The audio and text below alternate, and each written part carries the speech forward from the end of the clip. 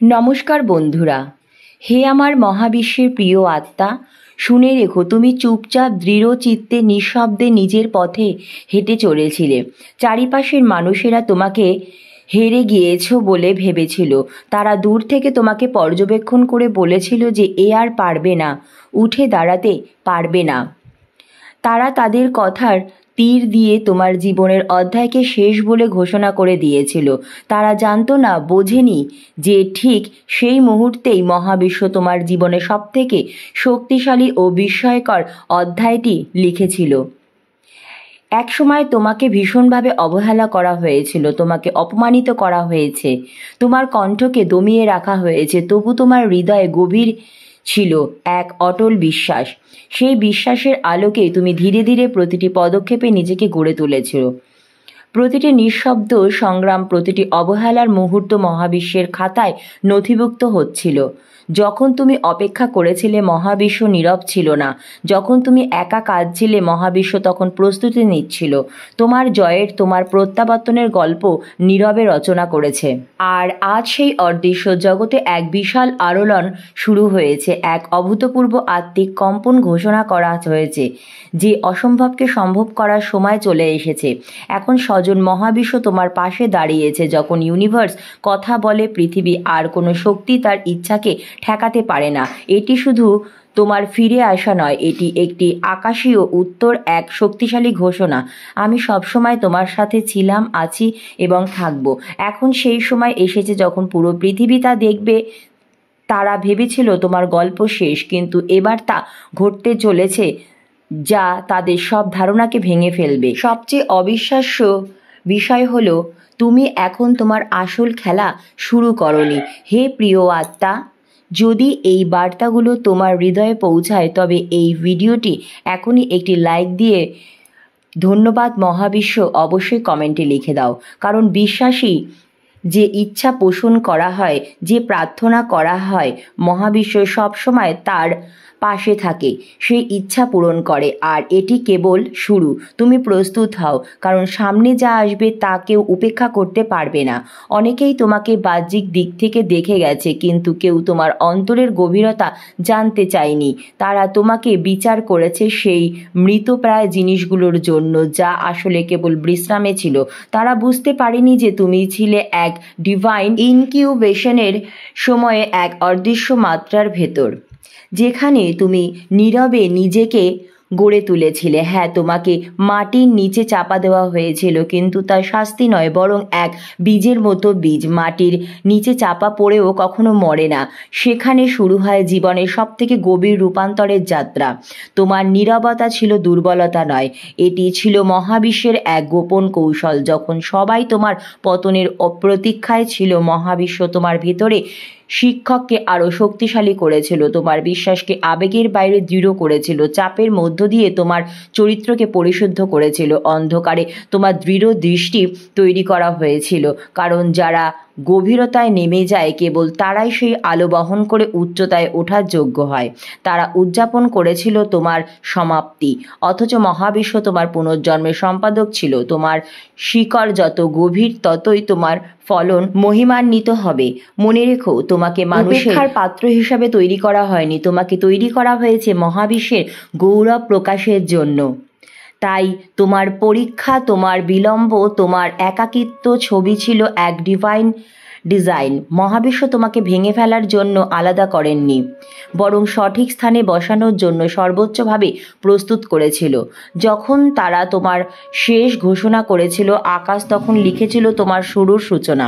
এখনই মহাকাশে মহাবিশ্বকে এক মন থেকে ধন্যবাদ জানাও এবং উৎসাহী হও। এখন এক বিস্ময়কর অধ্যায় শুরু হয়েছে।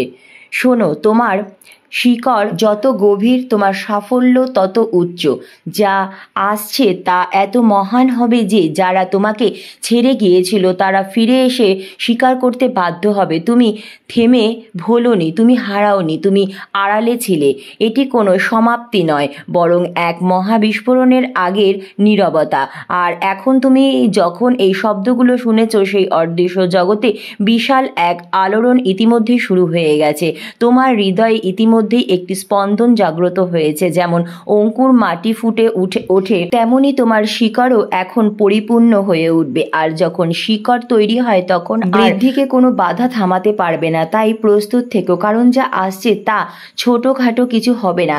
এটি হবে দৃশ্যমান শক্তিশালী এক জাগরণ, যা তাদের অস্বস্তিতে ফেলে দেবে যারা তোমার পতনে আনন্দ করেছিল। মহাবিশ্ব তোমাকে কেবল তাদের ভুল প্রমাণ করতে তুলছে না, সে তুলছে যেন সারা পৃথিবী দেখুক। নীরবতাকেও যারা বিশ্বাস করে তাদের হাত মহাবিশ্ব ছেড়ে দেয় না। মাটির নিচে থাকা সময় বৃথা যায়নি, সেই নীরব জ্বালানি এখন বিস্ফোরণ ঘটাতে প্রস্তুত এবং এই শক্তির ঢেউ তোমার চারিপাশে সব কিছু কাঁপিয়ে দেবে। তুমি প্রস্তুত থেকো, কারণ পরবর্তী অধ্যায়ে তোমায় দেখতে হবে কিভাবে তোমার কষ্টের মধ্যেই বেছে নেওয়া হয়েছে ভালোবাসা এক অলৌকিক দিব্য চাবিকাঠি হয়ে ওঠে। তোমাকে সহজে কঠিন হয়ে যেতে বলা হয়েছিল, যাতে ক্ষত তীব্র বেদনায় চিৎকার করা হয়েছিল, কিন্তু তুমি ক্ষমা, ধৈর্য ও ভালোবাসা বেছে নিয়েছিলে। যখন তারা তোমাকে প্রতারিত করেছিল তুমি প্রতিশোধ নেওনি, যখন তারা তোমার উপেক্ষা করেছিল তুমি স্বীকৃতি চাইলেও চিৎকার করেছিলে না। আঘাত হওয়া তুমি ক্ষতকে অস্ত্র বানিয়ে নেওনি, তুমি তাকে প্রার্থনা রূপে মহাবিশ্বের কাছে উৎসর্গ করেছিলে। তাই তোমার প্রকৃত শক্তি সেখানে লুকিয়ে আছে। সত্যিকারের ভালোবাসা সে সময় প্রমাণিত হয় যখন সব কিছু কঠিনতর ভেদ করে সামনে এগিয়ে আসে। সেই ভালোবাসাই একদিন অপমান করা মানুষটিকেও ভুল বুঝতে বাধ্য করবে এবং মাথা নত করে তোমার সামনে আসবে। এটাই সত্যিকারের ভালোবাসার প্রমাণ। তুমি রাগ, প্রতিশোধ ও তাৎক্ষণিক ন্যায়ের আকাঙ্ক্ষায় আগেই সেই যুদ্ধে জয়ী হয়েছ। তুমি নীরব থেকেছ যখন বদলা নেওয়া সম্ভব ছিল, তুমি প্রার্থনা করেছো যখন শব্দ দিয়ে তাদের ভেঙে দেওয়া সহজ হতো, এবং তুমি বিশ্বাস রেখেছিলে এমনকি যখন কারো চোখেই তোমার কষ্ট ধরা পড়েনি। মহাবিশ্ব তখন কিন্তু ঠিকই তোমার কান্না শুনেছে এবং প্রতিটি নিঃশব্দ কাজ নথিভুক্ত করেছে। সৃষ্টিকর্তার কাছে সবথেকে মূল্যবান হলো সেই ভালোবাসা যা কষ্টের মাঝেই বেছে নেওয়া হয়। তুমি শুকনো মাটিতে ভালোবাসার বীজ বুনে দেবে, চোখের জলে তাকে ভেজানো, শূন্যতার মাঝে লালন পালন করা।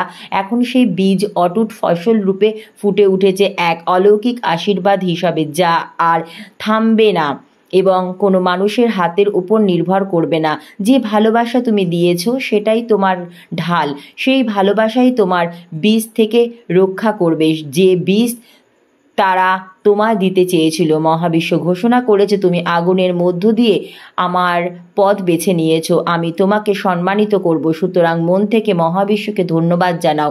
এখন তুমি কিছু প্রকাশ পাবে এবং এমন কিছু যা তোমার কল্পনাতেও নেই। শুধুমাত্র পজিটিভ কিছুই তোমার জীবনে আসবে, নেগেটিভ কিছু জায়গা এখন তোমার জীবনে থাকবে না। যুদ্ধের সময় বোনা প্রতিটি ভালোবাসার বীজের জন্য আসছে মহাকাশীয় জবাব।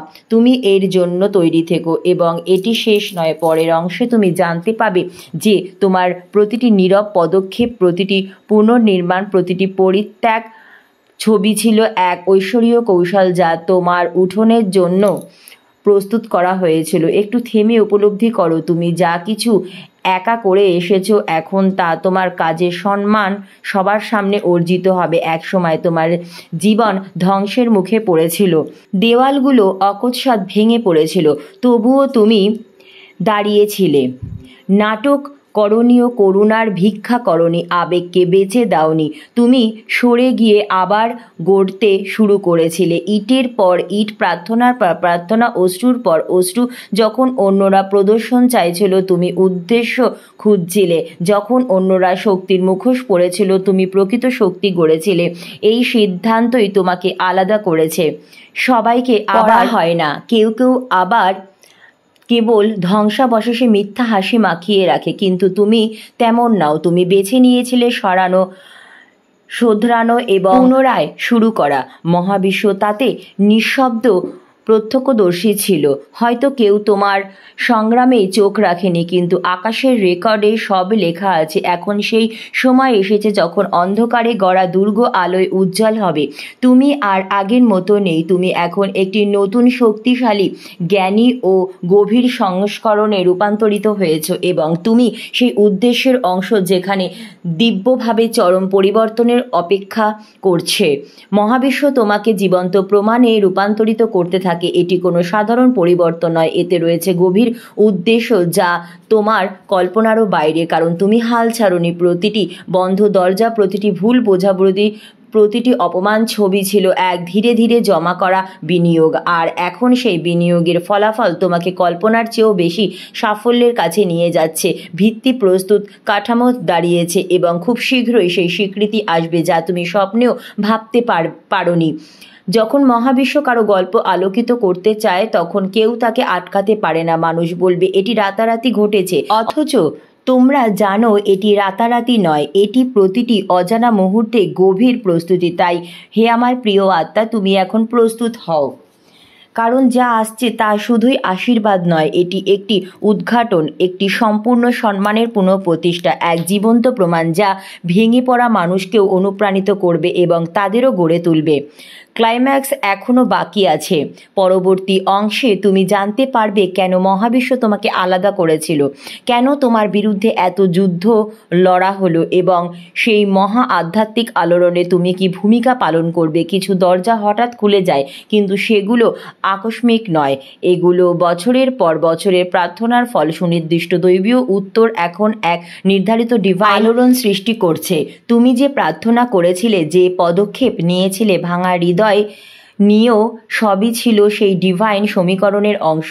আর এখন তার ফল প্রকাশ পাচ্ছে। যা তুমি পাবে সেটা কোনো সাধারণ পুরস্কার নয়, এটি তোমার বিশ্বাসের উত্তর, তোমার প্রার্থনার প্রতিফলন। যারা বলেছিলে তুমি সময় নষ্ট করছো, তারা দেখতে পাচ্ছে না যে তুমি নিজের সত্যে অটল ছিলে। মহাবিশ্ব তোমার পরিপূর্ণতাকে নয়, তোমার সাহস ও একাগ্রতাকে সম্মান করছে। এখন মহাবিশ্ব উত্তর তোমার শোনা প্রতিটি অপমানের চেয়েও উচ্চ হবে।